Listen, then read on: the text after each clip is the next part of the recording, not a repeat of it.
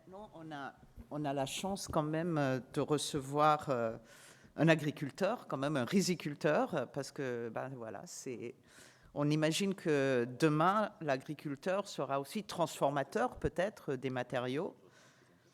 Et, et puis, en réalité, Bruno Lacrotte est aussi un jeune riziculteur, mais aussi qui croit dans la technique, dans la transformation, et on va parler de ça. Et Laurence Tribert aussi, qui l'accompagne dans BAL Concept. Donc, merci beaucoup de prendre ce temps à ce moment très occupé pour vous. Merci.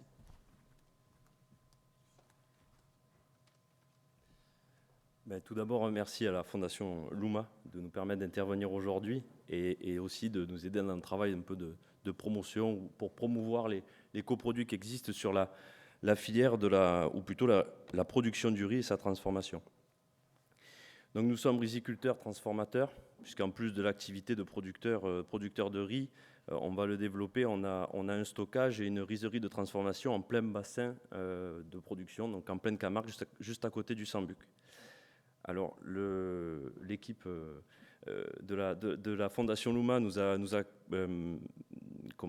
qualifié de pionnier de la valorisation des coproduits. Sachez qu'en fait, je suis la deuxième génération derrière mon père qui a monté toute une rizerie. Et en fait, c'est l'association Bâtir en Balle avec Pierre Delot, qui est ici présent, qui a été le pionnier dans le démarrage de cette activité ou le démarrage de l'utilisation de la balle de riz, notamment dans les écomatériaux avec l'association Bâtir en Balle.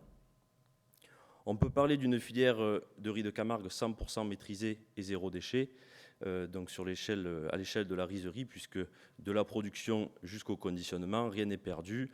Tout se fait dans un circuit très court, mais c'est surtout dans la dynamique d'un zéro déchet et avec une maîtrise totale de la consommation énergétique aux différentes étapes.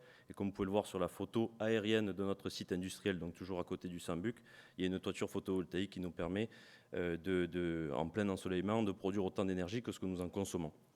Nous travaillons l'équivalent de 30 000 tonnes de riz par an, entre le stockage mais aussi la transformation.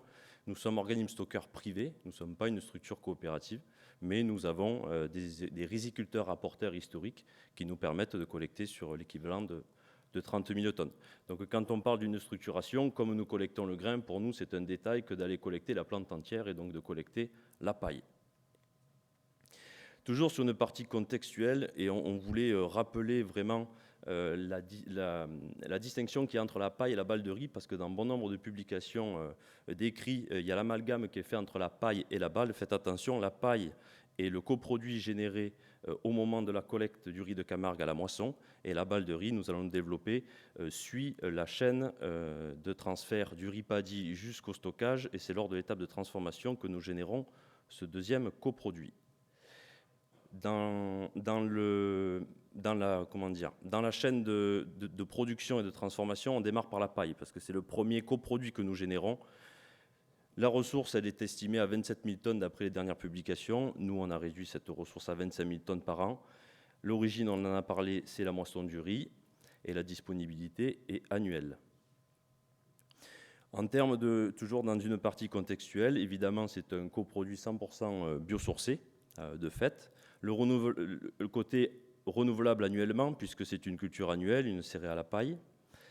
Et donc elle est laissée au champ au moment de la moisson, et elle était brûlée jusqu'à présent, 4 ou 5 ans en arrière, on bénéficiait de dérogations qui nous permettaient de la brûler, mais c'était à défaut d'usage.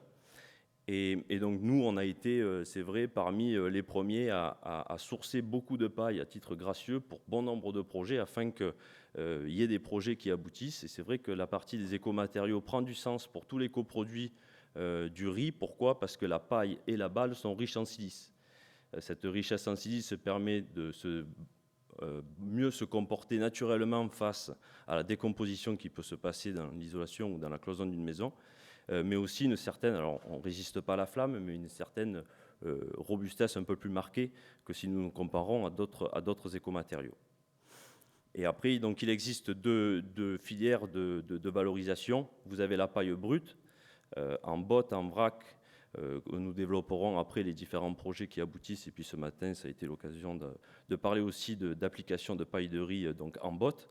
Et après, on a aussi le débouché de la paille broyée défibrée qui, elle, subit une étape de transformation et qui pourra après être utilisée en panneaux isolants ou encore en pâte à papier ou encore en géotextile. C'est des projets naissants, mais qui seront à terme des projets à fort potentiel et à fort volume.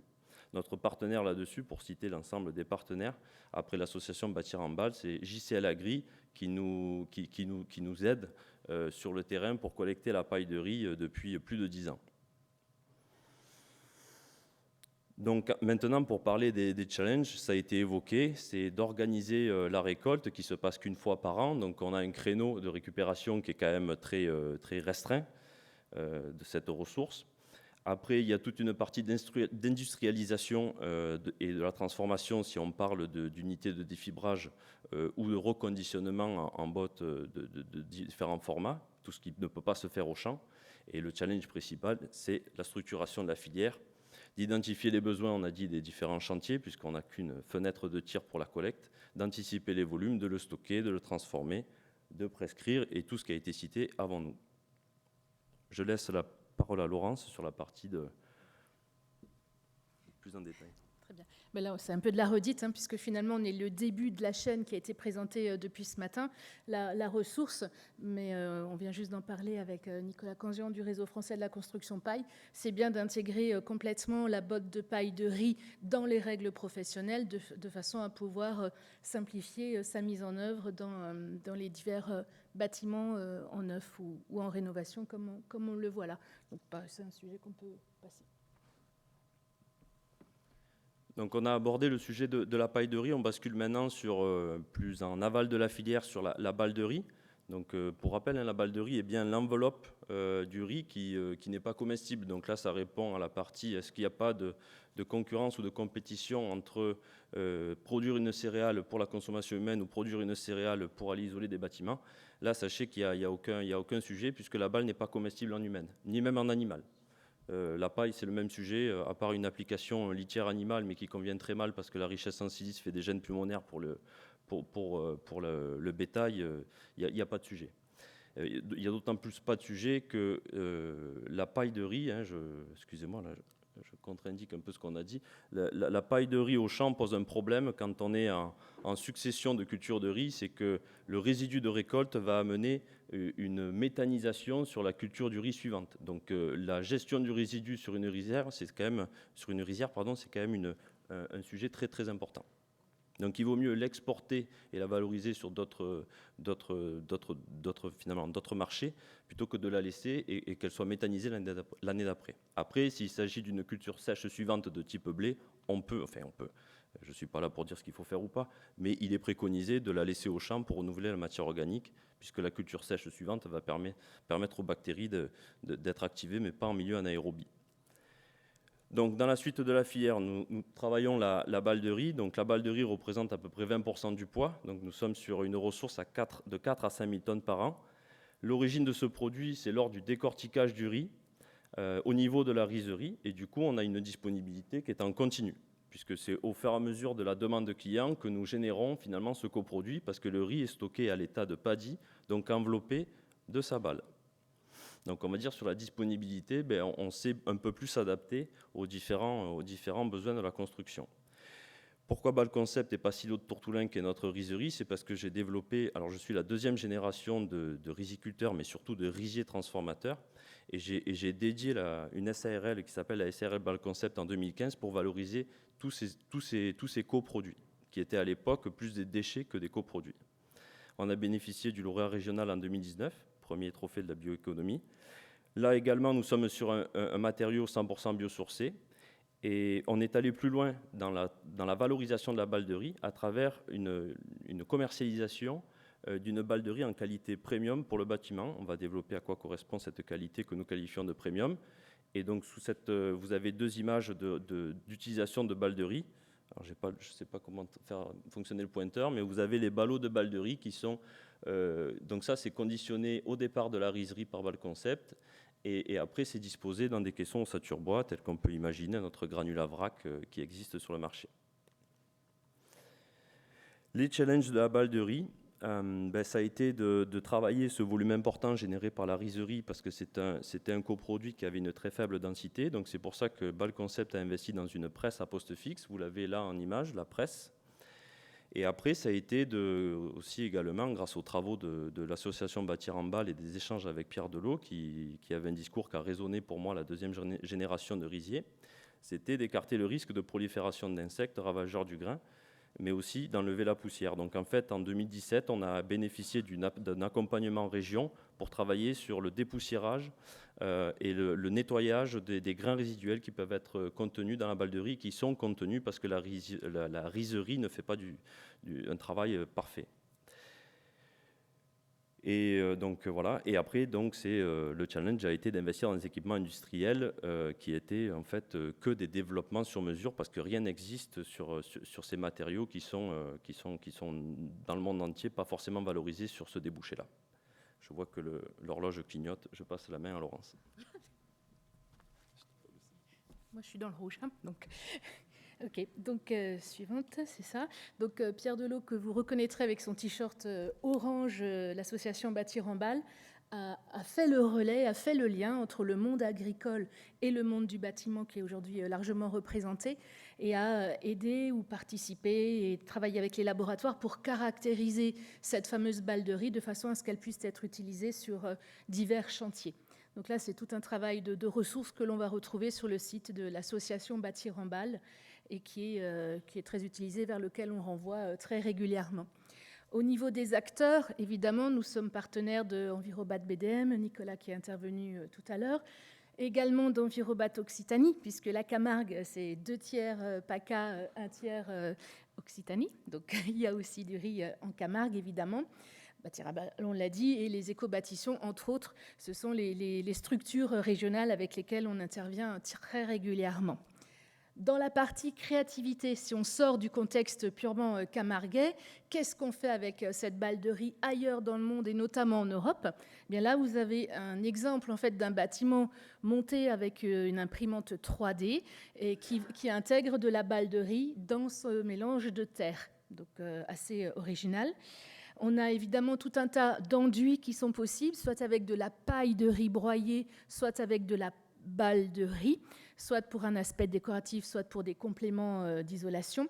Et là, on cite notamment Rice House, qui est un peu l'équivalent du réseau français de la construction paille, mais la version italienne dédiée sur les coproduits rizicoles, avec lesquels on entretient des liens que j'aimerais tisser un peu plus.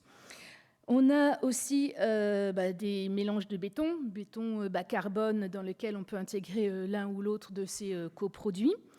On a également des blocs constructifs qui sont faits toujours en Italie avec ces mélanges balles et paille de riz, assez prometteurs. Et on a là un exemple d'un projet mené par le Fraunhofer Institut en Allemagne avec un chercheur chinois qui est dans la logique de recréer un béton bas carbone issu du recyclage d'agrégats, notamment suite à des guerres ou à des démolitions d'immeubles, où en fait on va rebroyer le béton, y adjoindre de la paille et de la balle dans des proportions XY. Pour l'instant, on n'en sait encore trop rien, mais l'idée, c'est bien de reconstruire avec les déchets et avec les coproduits. Donc là, on a vraiment une boucle super vertueuse.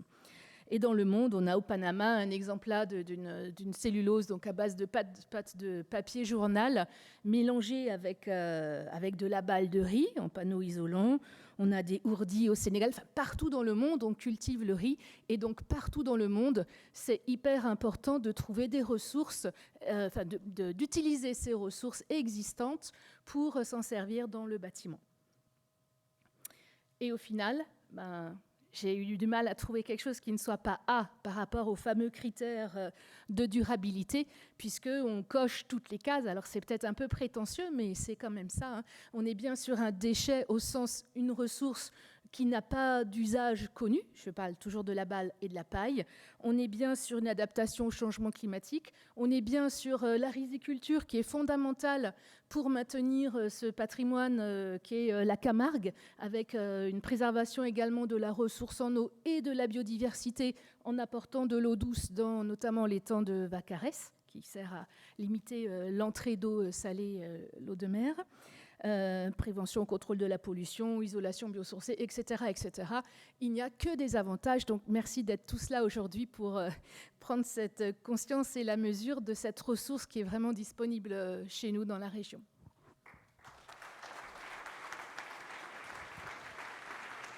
Merci infiniment. En fait, c'est un triple A. Quand on a cherché pour trouver la balle de riz dans le webosphère, ça nous donne toujours des Chinois, malheureusement.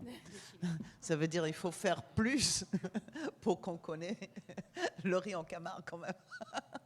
Merci infiniment. Est-ce qu'il y a des questions? Est-ce qu'il y a... Voilà, il y a une question là.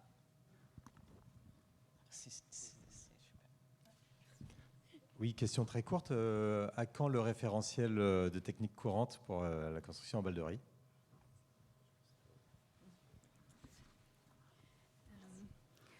POP 2030, ça vous parle?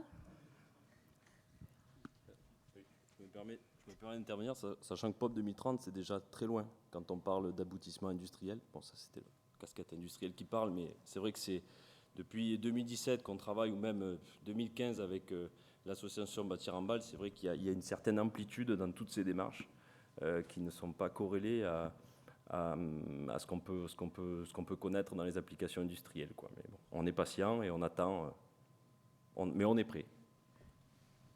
Oui, encore une question, c'est la dernière.